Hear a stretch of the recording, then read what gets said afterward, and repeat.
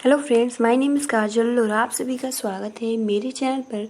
और आज के इस वीडियो में हम डिस्कस करने वाले हैं UP DElEd first semester subject शिक्षण अधिगम का सिद्धांत। जी हाँ फ्रेंड्स, आज का ये हमारा जैसे कि हमने कल डिस्कस किया था, ठीक है, जिसमें हमने कल डिस्कस किया था कि शिक्षण के सिद्धांत, अर्थ एवं उसकी भूमिका क्या है, करके सीखने का सिद्धांत क्या है, प्रेरणा का सिद्धांत क्या है, रुचि का सिद्धांत क्या है, निश्चित उद्देश्य क्या सिद्धांत क्या है, नियोजन का क्या सिद्धांत है, चयन का क्या सिद्धांत है। इतना हमने महत्वपूर्ण पॉइंट डिस्कस किए थे। आज हम डिस्कस करेंगे कि व्यक्तिगत भिन्नताओं के सिद्धांत क्या है, लोकतंत्री व्यवहार का सिद्धांत क्या है, जीवन से संबंध स्थापित करने आवृत्ति का सिद्धांत क्या है, निर्माण एवं मनोरंजन का सिद्धांत क्या है, विभाजन का सिद्धांत क्या है। ठीक है, तो चलिए फ्रेंड्स शुरू करते हैं। बहुत ही महत्वपूर्ण ये पॉइंट्स हैं। उससे पहले वीडियो को लाइक कर दीजिए और अपने फ्रेंड्स मित्रों को शेयर कर दीजिए। चलिए फ्रेंड शुरू करते हैं। ठीक है,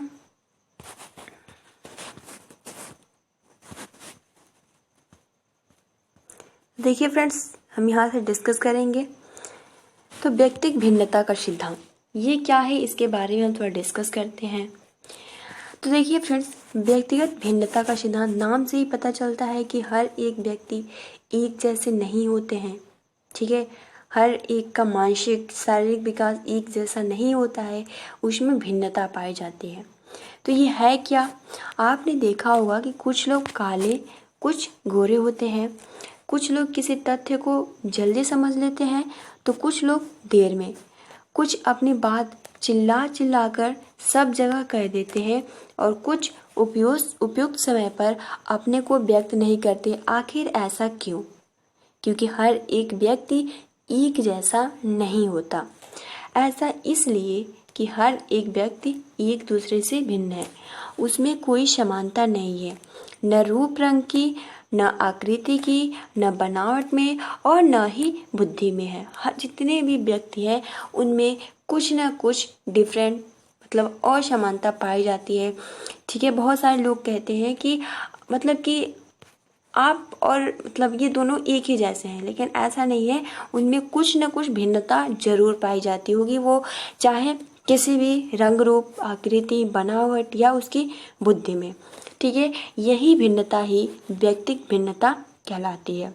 ठीक है, शिक्षण कार्य में यदि इस भिन्नता को ध्यान में न रखा जाए तो अधिगम को गुणवत्तापूर्वक नहीं कहा जा सकता है। ठीक, शिक्षक हमेशा व्यक्तिगत भिन्नता का ख्याल रखे, उसके अनुसार शिक्षण को नियोजित करे, अन्यथा शिक्षण कुछ छात्रों की समझ में आएगा और कुछ नहीं। जी हाँ फ्रेंड, बिल्कुल सही। जैसे कि इनका ये कह रहे हैं कि एक शिक्षक को चाहिए, ठीक है, एक शिक्षक को चाहिए कि वो जो कुछ भी पढ़ा रहा है तो हर एक बच्चे को समझ में आ रहा है या फिर नहीं। ठीक है, क्योंकि अगर वो एक ही हर एक मतलब पूरे ग्रुप में पढ़ा रहा है और सबको पढ़ाते जा रहा है, एक बार पूछ भी नहीं रहा है कि क्या आप सबको समझ में आ रहा है, उसी में तो एक दो बालक होंगे तो वो तो बहुत ही आसानी से समझ लेंगे, लेकिन ऐसा नहीं है कि पूरे बहुत सारे स्टूडेंट समझ लें। उसमें कुछ ना कुछ भिन्नता पाई जाती है। बहुत सारे स्टूडेंट एक ही बार में समझाने पर समझ जाते हैं, लेकिन बहुत सारे ऐसे भी होते हैं जिनको अगर 10 बार भी आप समझाओगे तो वो नहीं समझेंगे, लेकिन अगर आप एक और बार प्रयास करोगे तो वो आसानी के साथ समझ जाएंगे। तो ये भी एक शिक्षक को ध्यान में रखते हुए चलना चाहिए। ठीक है, आप स्वयं चर्चा कर सकते हैं कि हम विचार करें कि कक्षा में सभी बच्चों को एक ही गुरु ने गणित पढ़ाया, ठीक है, पर सभी का निष्पादन अलग अलग क्यों रहा, है ना। आप देखते होंगे कि जो क्लास में आगे बैठता है या आगे बैठती है वो तेज होती है, लेकिन वही ऐसा नहीं है कि क्लास में जो आगे बैठता है, जो पीछे भी बैठता है वो भी तेज बैठता, उसका भी दिमाग तेज होता है। बात यह है कि व्यक्तिगत भिन्नता होती है, किसी का दिमाग बहुत तेज चलता है और किसी का दिमाग या मानसिक बुद्धि बहुत स्लो होती है। ठीक है, तो ये आप सभी को बहुत ही आसानी के साथ ये सिद्धांत समझ में आ गया होगा। अगला है लोकतंत्रीय व्यवहार का सिद्धांत। ये क्या है, इसके बारे में हम चर्चा करते हैं। तो लोकतंत्रीय व्यवहार का सिद्धांत, तो इस सिद्धांत का मूल तथ्य है समानता और सहभागिता। ठीक है, लोकतंत्रीय नाम से ही पता चलता है, लोगों का एक समूह होता है। ठीक है, तो लोक मतलब लोग होता है, तंत्र मतलब क्या होता है, शक्ति। तो लोकतंत्रीय व्यवहार का सिद्धांत यानी इस सिद्धांत का मूल तथ्य है समानता और सहभागिता। यदि कक्षा में कुछ विद्यार्थी शिक्षक के बहुत करीब होते हैं तो कुछ से शिक्षक बिल्कुल उदासीन रहता है। जो प्रिय हैं उन्हें अनुशासन भंग पर भी दंड नहीं मिलता है और जो प्रिय नहीं है उन्हें दंड का भागी होना पड़ता है। ठीक है, इस कक्षा को हम लोकतंत्रीय कक्षा नहीं कह सकते और न ही शिक्षक व्यवहार को समानता का व्यवहार कह सकते हैं। बिल्कुल 100% बात सही है कि जैसे कि एक शिक्षक होता है, ठीक है, एक शिक्षक होता है तो उसको हर एक स्टूडेंट के साथ बहुत ही, जैसे कि आपने ये एग्जाम्पल भी दिया है कि अगर वो कुछ अनुशासन या कुछ गलती कर देता है तो वो अगर उसका प्रिय होगा तो वो उसको डांटेगा नहीं, ठीक है। लेकिन अगर वही दूसरा कोई है और शिक्षक का प्रिय नहीं है और वो कहीं मतलब उसी के अनुसार वो भी गलती करता है तो जो शिक्षक होता है वो उसको डांट देगा। तो ये क्या है, ये लोकतंत्रीय व्यवहार का सिद्धांत नहीं है, ये बिल्कुल गलत ठहराया जाता है। ठीक है, तो देखिए फ्रेंड्स यहाँ क्या कह रहा है कि एक शिक्षक के रूप में कक्षा के सभी बच्चों के साथ आपका व्यवहार कैसा होना चाहिए। तो इसका आंसर आप क्या देंगे, आप खुद बताइए। देखिए फ्रेंड्स, इसका आंसर होगा कि एक शिक्षक को क्लासरूम में सभी को एक भावना से देखना चाहिए, एक समानता, बिना किसी भेदभाव के कि ये मेरा दुश्मन है ये मेरा दोस्त है, इस तरीके के नज़र से कभी नहीं देखना चाहिए। सबको समानता के साथ, चाहे वो कुछ भी पढ़ा रहा है या कोई भी वो जितने भी स्टूडेंट गलती कर रहे हैं तो सबको एक साथ दंड दे, ये नहीं कि एक को दे और दूसरे को ना दे। ठीक है, तो ये हो गया। अब देखिए, शिक्षक हमेशा ध्यान रखे कि वह कक्षा के सभी बच्चों का शिक्षक है और सभी के व्यवहार का परिमार्जन उसका मकसद है। सभी छात्रों के साथ समानता का व्यवहार करे, लोकतंत्रीय सिद्धांत कहा जाता है। शिक्षण शिक्षार्थियों की सहभागिता पर आधारित हो, उनकी क्रियाशीलता से पाठ्य वस्तु पढ़ाई जाए।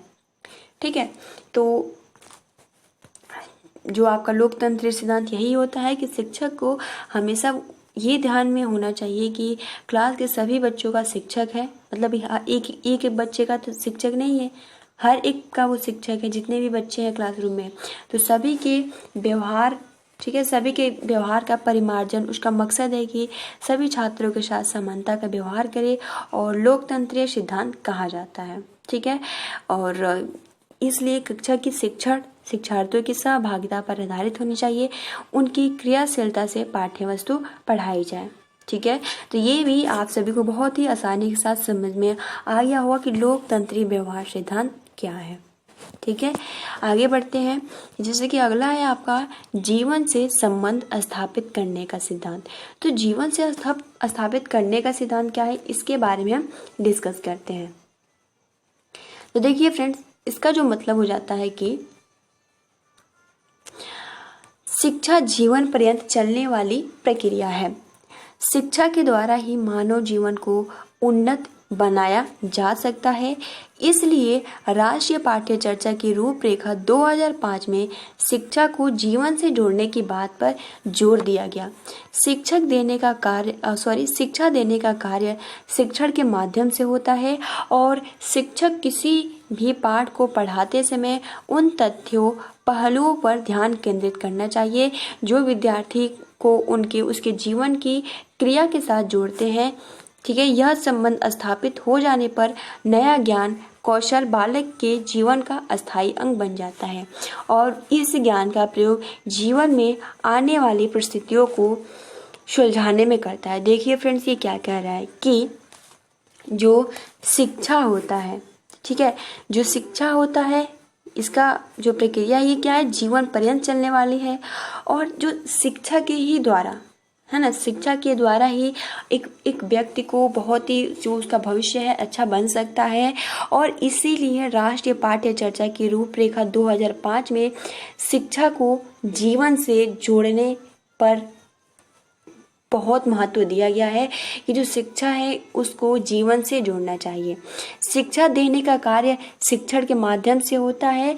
जो टीचर होता है वो किसी भी पाठ को पढ़ाते समय जो भी पॉइंट्स हैं, ठीक है, जो भी फैक्ट्स हैं उन पर ध्यान केंद्रित करना चाहिए, जो विद्यार्थी को उसके जीवन की क्रिया के साथ जोड़ता है। मतलब बहुत सारे ऐसे पाठ्यक्रम होता है जो किसी हर एक व्यक्ति के साथ जीवन के साथ जोड़ता है, तो वो शिक्षक को चाहिए कि उस पर ध्यान केंद्रित करे और अपने शिक्षार्थी को बताया कि आप देख सकते हो कि अगर आप इस तरीके के काम करेंगे या ऐसे पढ़ेंगे तो आप इस क्षेत्र में जा सकते हैं।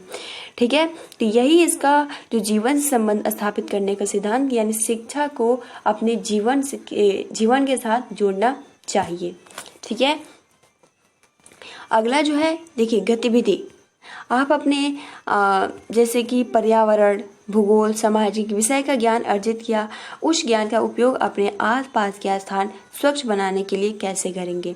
क्या कह रहा है कि आपने पर्यावरण, भूगोल, सामाजिक विषय का ज्ञान अर्जित किया, उस ज्ञान का उपयोग अपने आसपास के स्थान को स्वच्छ बनाने के लिए कैसे करेंगे, आप क्या कर सकते हैं, इस पे आप चर्चा कर सकते हैं, लिख सकते हैं। ठीक है, उसके बाद देखिए फ्रेंड्स, स्वयं चर्चा करें कि बच्चा जब स्कूल में प्रवेश करता है तब वह स्कूल की तुलना में अपने घर के वातावरण से क्यों करता है।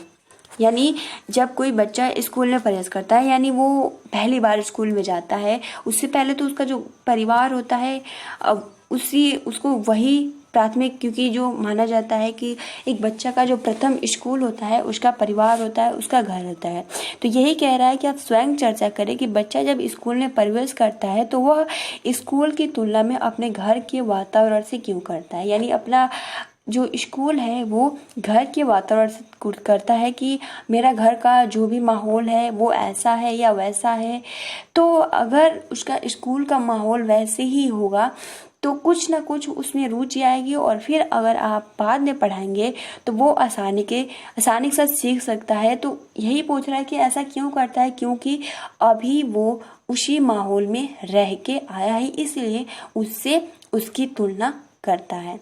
ठीक है, शिक्षण में केवल जीवन से नहीं वरन एक विषय का दूसरे विषय से यह संबंध भी जरूरी है, जैसे कि अर्थशास्त्र का गणित से, गृह विज्ञान, जीव विज्ञान एक भाषा दूसरी भाषा से। जैसे कि अपना बाल विकास है तो आप देख सकते हो कि जो बाल विकास है वो शिक्षण अधिगम सिद्धांत से बहुत ही मिलता जुलता है ना। तो ये बहुत ही महत्वपूर्ण पॉइंट्स है।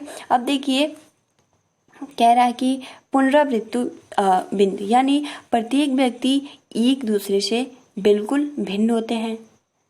व्यक्तिगत भिन्नता का सिद्धांत, लोकतंत्र का मूल भाव समानता तथा सहभागिता का सिद्धांत है। यानी जो हमने डिस्कस किया था कि सहभागिता का सिद्धांत, समानता का सिद्धांत। ठीक है, उसके बाद सफल शिक्षण वही है जो व्यक्ति के जीवन से जुड़ा हो, कि जो शिक्षा है वो जीवन से उसको जोड़ना चाहिए। ठीक है, तो ये बहुत ही महत्वपूर्ण पॉइंट्स है। देखिए बोध प्रश्न, यानी कि शिक्षक को कक्षा शिक्षण में व्यक्तिगत भिन्नता का ध्यान क्यों रखना चाहिए, क्योंकि हर एक व्यक्ति एक जैसा नहीं होता है। छात्र सहभागिता के सिद्धांत का मनोवैज्ञानिक आधार क्या है, तो छात्र सहभागिता का सिद्धांत यही है कि हर एक छात्र को और हर एक टीचर को सभी के साथ समान व्यवहार करना चाहिए और सभी छात्र को उसमें सहभागिता लेना चाहिए और उनके छात्राओं या शिक्षार्थियों की क्रियाशीलता के अनुसार ही उनको शिक्षा दी जानी चाहिए। ठीक है, तभी किसी दूसरे फैक्ट्स पे बढ़ना चाहिए। अब देखिए अगला है आपका आवृत्ति का सिद्धांत। ये क्या है, इस पे हम थोड़ा डिस्कस करते हैं, जो कि बहुत ही महत्वपूर्ण है। आवृत्ति का सिद्धांत जो है बहुत ही महत्वपूर्ण है। आप सभी ने यह जुमला अक्सर सुना होगा, ठीक है, कि करत करत अभ्यास के जड़मति होत सुजान। इसका क्या मतलब है, तो इसका आशय है कि जिस कार्य को हम बार बार करते हैं तो वह कार्य आसान हो जाता है। बिल्कुल सही है। अगर आप किसी भी लेसन्स या किसी भी चैप्टर को अगर आपको समझ में नहीं आ रहा है, जो आपको सबसे ज़्यादा टफ लगता है, बहुत सारे स्टूडेंट कहते हैं कि हमको संस्कृत टफ लगता है या फिर मैथ टफ लग रहा है, तो वो टफ क्यों लगता है, क्योंकि आपने पहले ही उससे हार मान लिया है कि हाँ वो हमको नहीं करना है तो हम नहीं करेंगे। लेकिन फ्रेंड्स वो डर क्या है, आपको उस डर को भगाना है। और वो कैसे जाएगा, जब आप एक बार ठान लेंगे कि हाँ हमको ये आएगा क्यों नहीं। अगर हम वो काम करने का प्रयास करेंगे या फिर कुछ भी हम पढ़ने का प्रयास करेंगे, ठीक है, तो वो आसानी के साथ समझ में आ सकता है। तो अगर आपको भी किसी मैथ या किसी भी सब्जेक्ट में थोड़ी प्रॉब्लम्स आती है तो आप उसको बार बार प्रयास कीजिए, प्रैक्टिस कीजिए, वो आसानी के साथ समझ में आ जाएगा। ठीक है, तो ये देखिए यही कह रहा है कि इसका आशय यही है कि जिस कार्य को हम बार बार करते हैं वह कार्य आसान हो जाता है।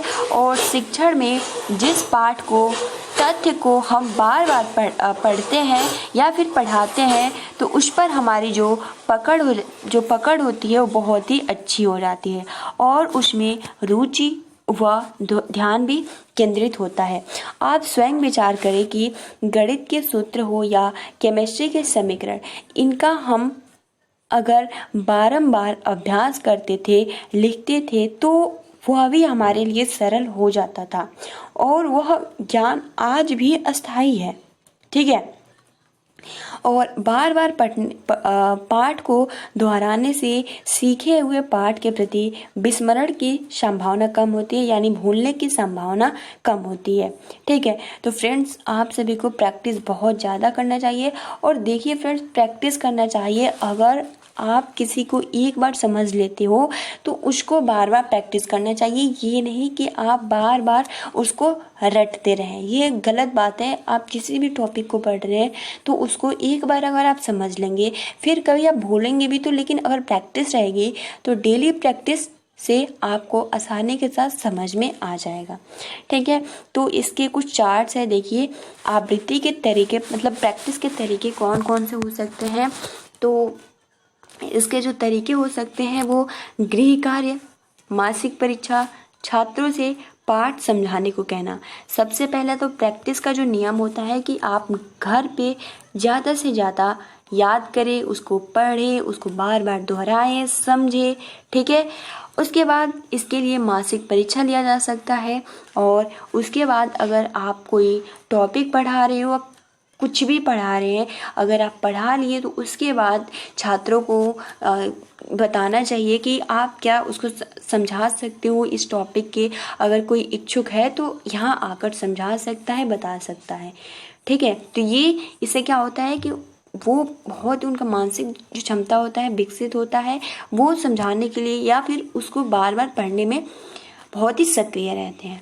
ठीक है, तो ये हो जाता है आवृत्ति के तरीके। अगला है निर्माण व मनोरंजन का सिद्धांत से लाभ। तो ये क्या है, निर्माण व मनोरंजन का सिद्धांत, ये हम डिस्कस करते हैं। तो यह सिद्धांत इस मान्यता पर आधारित है कि हम सभी में जन्मतः रचनात्मक शक्ति होती है। ठीक है, उसका यदि अवसर दिया जाए तो वो प्रखर होती जाती है। शिक्षण में भी इस बात का ध्यान रखना चाहिए कि जो भी पाठ पढ़ाना हो उसको कक्षा में सीखने वालों की सृजनात्मक क्रियाओं द्वारा विकसित करते हुए पढ़ाया जाए। इसके दो लाभ होंगे, वह पाठ जो होगा वो रुचिपूर्ण होगा और अधिगमकर्ता तथा शिक्षक के मध्य अंतःक्रिया पर्याप्त अवसर मिलेगा। क्या मतलब है, मतलब कि निर्माण व मनोरंजन के सिद्धांत से क्या लाभ होता है। तो यह सिद्धांत जो होता है वो इस मान्यता पर आधारित होता है, जब हम जब हमारा जन्म होता है, जो रचनात्मक क्या है, शक्ति है।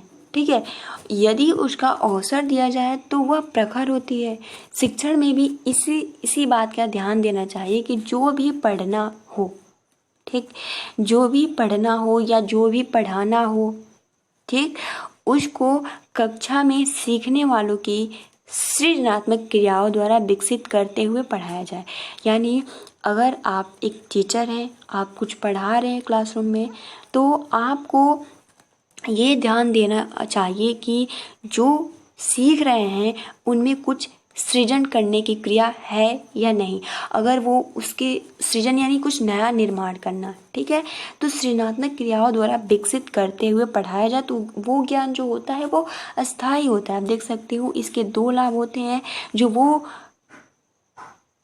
पाठ होता है वो रुचिपूर्ण होगा और अध्ययनकर्ता तथा शिक्षक के मध्य अंतःक्रिया का पर्याप्त अवसर मिलेगा।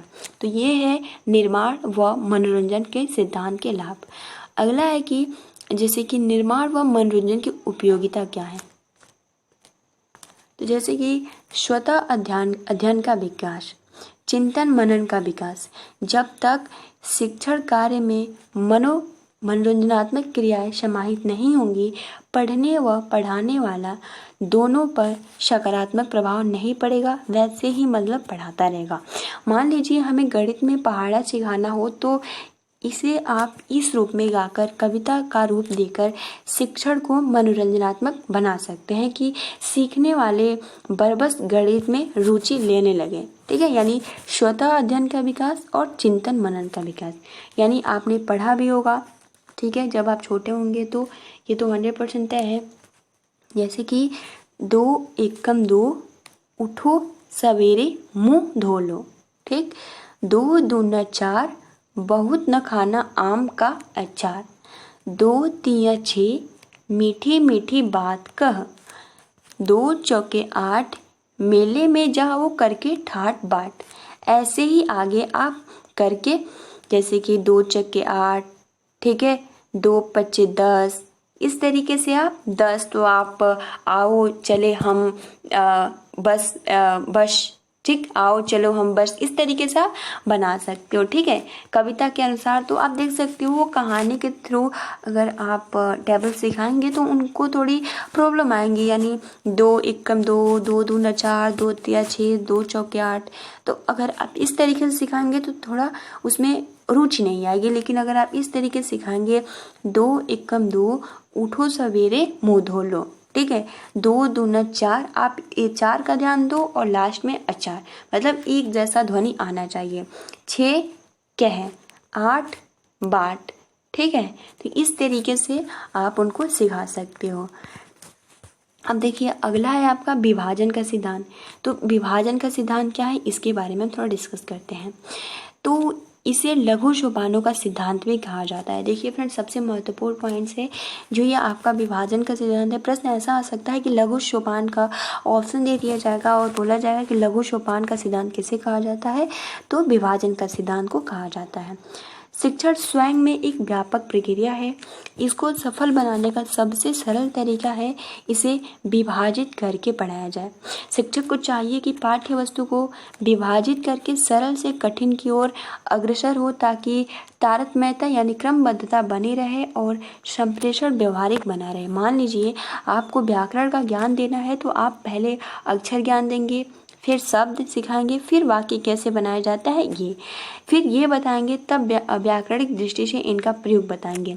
इससे क्रिया आसानी से समझ में आएगी और आ जाएगी और जो शिक्षण है वो बोझिल नहीं लगेगा। ठीक है, तो जैसे कि हमने कल डिस्कस भी किया था कि हर एक टॉपिक को बहुत ही क्रमबद्ध तरीके से, उसको अगर बहुत बड़ा है तो उसको शॉर्टली में, जैसे कि अभी हम ये लेसन डिस्कस कर रहे थे तो कल नहीं समाप्त हुआ तो हमने रहने दिया। ठीक, तो आज हम जितना कर लिया था आप सभी को उससे आगे हम पढ़ा रहे हैं।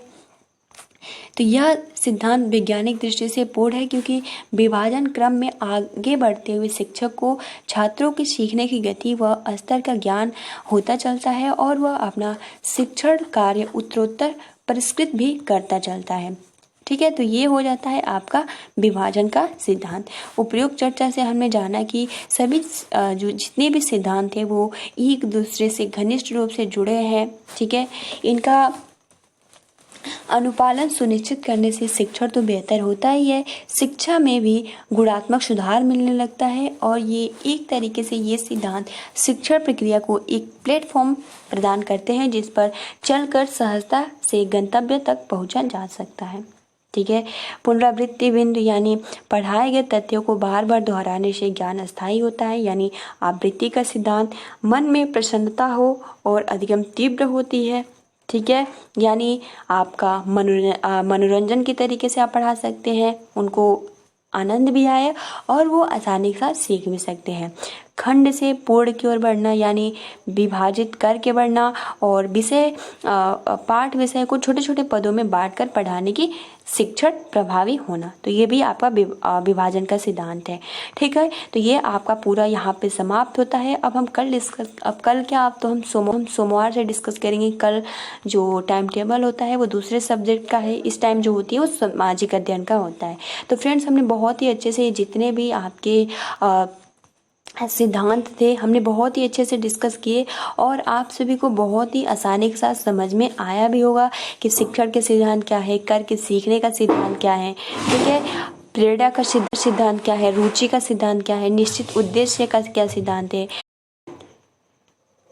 ठीक है, नियोजन का सिद्धांत क्या है, चयन का सिद्धांत क्या है, व्यक्तिगत भिन्नताओं का सिद्धांत क्या है, लोकतंत्रीय व्यवहार का सिद्धांत क्या है, जीवन से संबंध स्थापित करने का सिद्धांत क्या है, आवृत्ति का सिद्धांत क्या है, निर्माण एवं मनोरंजन का सिद्धांत क्या है, विभाजन का सिद्धांत क्या है, जिसे लघु सोपान भी कहा जाता है। तो हमने इसको बहुत ही अच्छे से डिस्कस कर लिया है और आप सभी को आसानी के साथ समझ में आ गया होगा। और जो सिद्धांत होता है वो आप काउंट भी कर सकते हैं, जैसे कि ये होता है आपका 1 2 3 4 5 6 7 8 9 10 11 12 13 कुल होते हैं आपके सिद्धांत। तो आप इसका नंबरिंग, यानी जो सिद्धांत होते हैं शिक्षण सिद्धांत, वो 13 होते हैं और हर एक पॉइंट आप बहुत ही अच्छे के साथ, यानी बहुत ही आसानी के साथ समझ में आ गया होगा। अगर एग्जाम में पूछा जाएगा करके सीखने का सिद्धांत क्या है, प्रेरणा का सिद्धांत क्या है, करके सीखने का, तो आप रुचि का सिद्धांत क्या है, नियोजन का सिद्धांत क्या है, चयन का सिद्धांत क्या है, व्यक्ति, अगर आपको पता भी नहीं चलेगा लेकिन जब एग्जाम में आप बैठेंगे तो आप आसानी के साथ इसको लिख देंगे। ठीक है फ्रेंड्स, तो आज के लिए इतना ही। वीडियो को लाइक कर दीजिए, अपने फ्रेंड्स मित्रों को शेयर करें। Thanks for watching, take care and best of luck.